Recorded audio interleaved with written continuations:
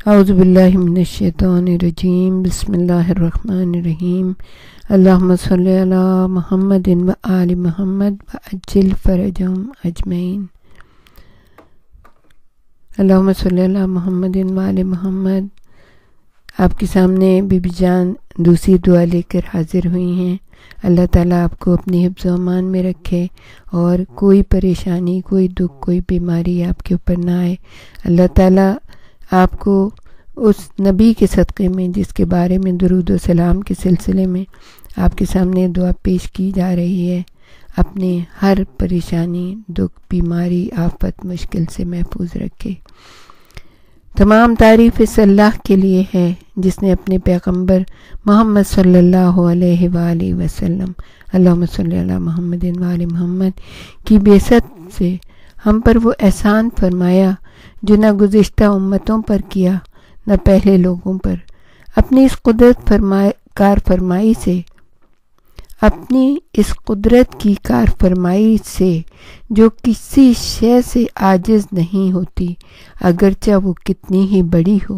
اور کوئی چیز اس کے قبضے سے نکلنے نہیں پاتی، اگرچہ وہ کتنی ہی لطیف و نازک ہو۔ اس نے اپنی مخلوقات میں ہمیں آخری امت قرار دیا اور انکار کرنے والوں پر گواہ بنایا،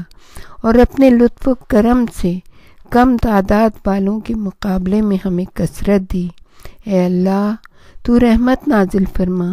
محمد صلی اللہ علیہ وآلہ وسلم اور ان کی آل پر، اللہم صلی علی محمد و آل محمد وعجل فرجہم، جو تیری وحی کے امانت دار، تمام مخلوقات میں تیرے برگزیدہ، تیرے بندوں میں پسندیدہ رحمت کے پیشوا، خیر و سعادت کے پیشرو اور برکت کا سرچشمہ تھے۔ جس طرح انہوں نے تیری شریعت کی خاطر اپنے کو مضبوطی سے جمایا اور تیری راہ میں اپنے جسم کو ہر طرح کے آزار کا نشانہ بنایا، اور تیری طرف دعوت دینے کے سلسلے میں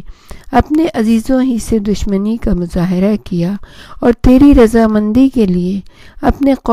اپنی قوم قبیلے سے جنگ کی، اور تیرے دین کو زندہ کرنے کے لیے سب رشتے ناطے قطع کر لیے، نزدیک کے رشتہ داروں کو انکار کی وجہ سے دور کر دیا، اور دور والوں کو اقرار کی وجہ سے قریب کر لیا، اور تیری وجہ سے دور والوں سے دوستی اور نزدیک والوں سے دشمنی رکھی، اور تیرا پیغام پہنچانے کے لیے تکلیفیں اٹھائیں، اور دین کی طرف دعوت دینے کے سلسلے میں زحمتیں برداشت کیں، اور اپنے نفس کو ان لوگوں کے نصیحت کرنے میں مصروف رکھا جنہوں نے تیری دعوت کو قبول کیا، اور اپنے محل سکونت و مقام رہائش اور جائے ولادت اور وطن سے پردیس کی سرزمین اور دور دراز مقام کی خاطر محض اس مقصد سے ہجرت کی کہ تیرے دین کو مضبوط کریں اور تجھ سے کفر اختیار کرنے والوں پر غلبہ پائیں، یہاں تک کہ تیرے دشمنوں کے بارے میں جو انہوں نے چاہا تھا وہ مکمل ہو گیا، اور تیرے